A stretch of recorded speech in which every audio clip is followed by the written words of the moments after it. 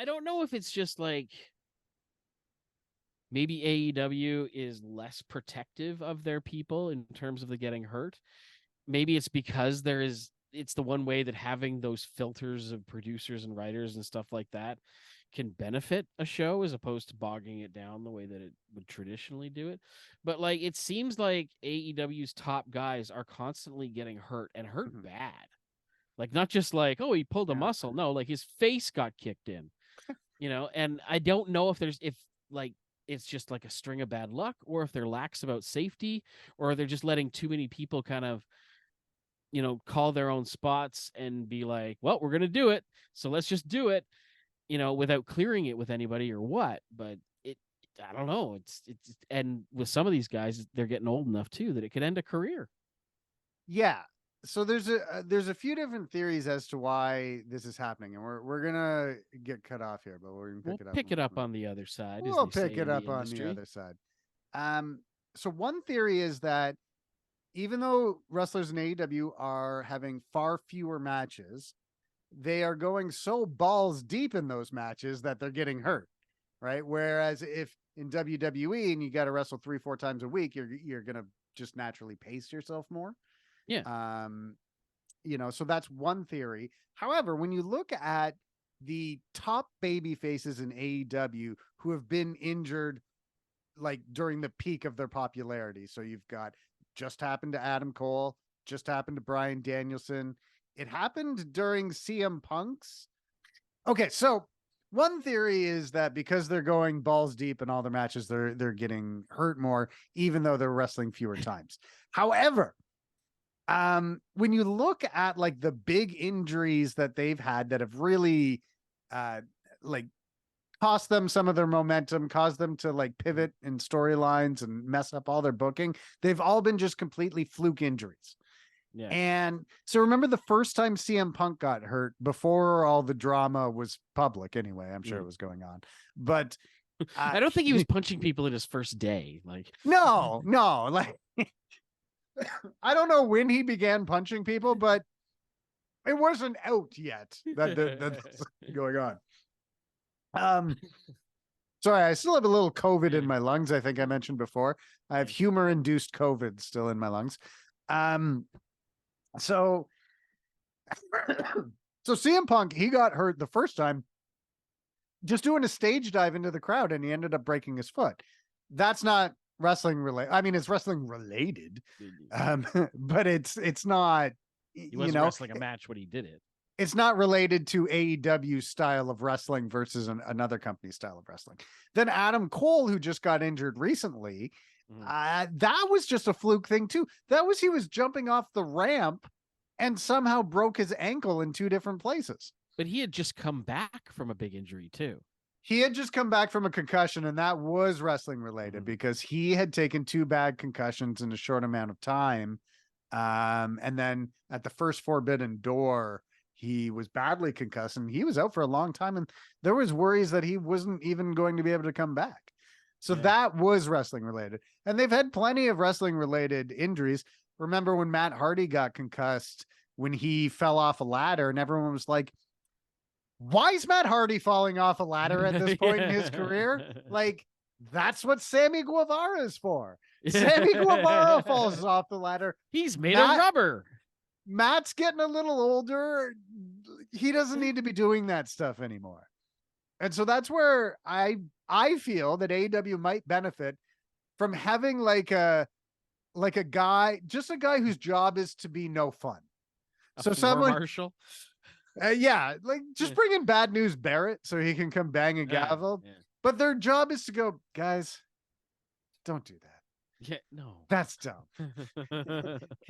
Just go have a wrestling match. Just right? that exasperated, no that you get from your parents. And we're just like, no, God, geez, no, don't. Come on. It's like, I'm not even going to get mad at you this time. I'm too tired. It's like the kind of like, I'm flabbergasted because I expected you to already know that this was not something you should do. Right? Why are we doing this? But like, okay, so Sting a few months ago jumped another one from a ladder through a table. Sting is 64 years old. He does not need to be doing that. Like that. That is mandatory retirement age. This guy, like, and just look at the differences between WWE and AEW in that regard. Sting gets hurt taking a buckle bomb from Seth Rollins. You're never wrestling again. You're going into the Hall of Fame. That's it. It's over. Goes to the same company and is like, I want to jump off a ladder through a table. I'm 64 years old. Go for it. You want to do what now? Whatever. I don't care. More likely they saw him being helped through the back and were like, what happened? I don't really understand wrestling, but I've got money. So. How can I help? Can I throw money at it? Yeah, you know. It's America, so yes. So I like when you look at it, the big injuries that have really cost them have been flukes. I don't know if you can blame that on the AEW style, but that doesn't mean that there aren't unnecessary injuries occurring because nobody's reining these guys in. Yeah. You know? Yeah, no, it's funny. Those A&E biographies that I mentioned off the top, Mick Foley was one of them. And they interview Ric Flair in it, and Rick was just, after hearing like all these people be like, Mick is the best, he's, you know, he sacrificed his body, Ric Flair comes on and is like, he's an idiot, I told him not to do any of that. He didn't have to do it, he was good enough. Yep. I will fully agree with Flair that I think Foley would have been successful even if he didn't do those things. Yeah. Because Foley could cut a promo. The way Foley constructed a match, it had great storytelling to it. In many ways, the big bumps that he would take overshadow all the really awesome stuff that Mick Foley did. And his truly wonderful contributions to pro wrestling. His books as well are fantastic contribution to pro wrestling. But yeah, no, I remember that. But like if you're Ric Flair and you know, like you're already taking a beating in those matches, and then somebody comes along and says, I'm going to take an even bigger beating. And then 5 years after that guy, somebody else is going to go, I can take an even bigger beating. 5 years after that guy, somebody takes, and then all of a sudden, like, where do you go? So I can understand the frustration with that, where like, if you're always trying to one up what was done before you, what happens 20 years down the line? And that's why we have wrestling now with crazy high spots. Yeah. You know, it used to be like a cross body block from the top rope by Kevin Von Erich was a huge move that made the girls scream and the guys fly out of their chairs. A cross body block. Mick Foley talked about how like Jimmy Snuka dove from the cage. Yeah. It's like, now it's just like a triple Canadian pile driver through 4 tables. And like, you know, you end up so desensitized to it. So I completely understand wrestlers being frustrated with other wrestlers trying to get over by one-upping and being more dangerous, because you could argue that hurts the business as a whole when you do it. Yeah. So, yeah, but I like watching cool stuff too. So, you know, me too. But I also, and I think the other aspect of it is that it testifies to how into the sausage being made we are. Yeah. Yeah. In that, you know, if I wasn't super into wrestling and I didn't know Sting was 64, I'd be like, that guy looks a little old, but I wouldn't be like, he's, you know, that old. And if he did that, I'd probably be like, whoa, that was a crazy thing. Cause I'm more impressed by the act, you know, like I don't know who these people are, but we do.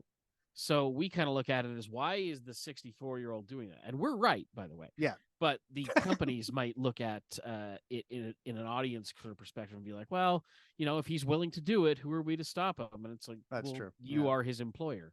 Yeah, you know, like, you have that is who you are. And you are the one who should not be sacrificing his well-being for, you know, a few bucks. There was a time when, that was just the way you did it, where it's like, you know, the awful way was the way, but that's all changed now, you know? Yeah. And that's like, it is a fan base that is more aware that these guys can and do get really hurt doing this. And it's funny that you mentioned the whole idea of like knowing how the sausage was made. In the late 1990s, you didn't know how the sausage was made as well, but then a movie came out called Beyond the Mat. Mm-hmm. And Beyond the Mat was, because the internet was still in its infancy, you can Yeah. Beyond the Mat was really groundbreaking at the time. It was showing you things you didn't see before. We're I showing you mean, real backstage yeah, life and yeah, situations, people shaking hands, people meeting each other's kids, like the real stuff, not yeah. not the pretend stuff, the And, real stuff. and one of the things it showed was the real impact that that style of wrestling had on Mick Foley Mm-hmm. and his family, and how his family reacted to that. And for me as a fan at the time, pre Beyond the Mat, yeah, Mick Foley, fly off the cage, Yeah. do all this awesome stuff. Post Beyond the Mat, I didn't want to see that stuff as much.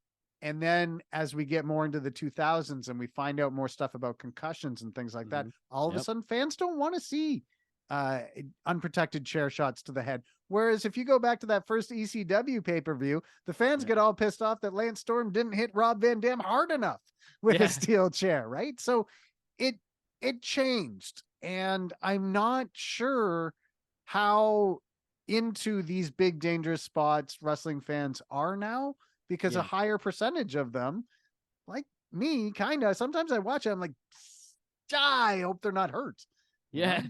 So, Those are the moments that make me go, oh, it's yeah, not like the ending of a match anymore, or someone's finisher. I'm like, oh yeah, my God, because I've seen them all, seen them a million times. But when something happens that's out of the ordinary, I'm like, oh my God. yeah. But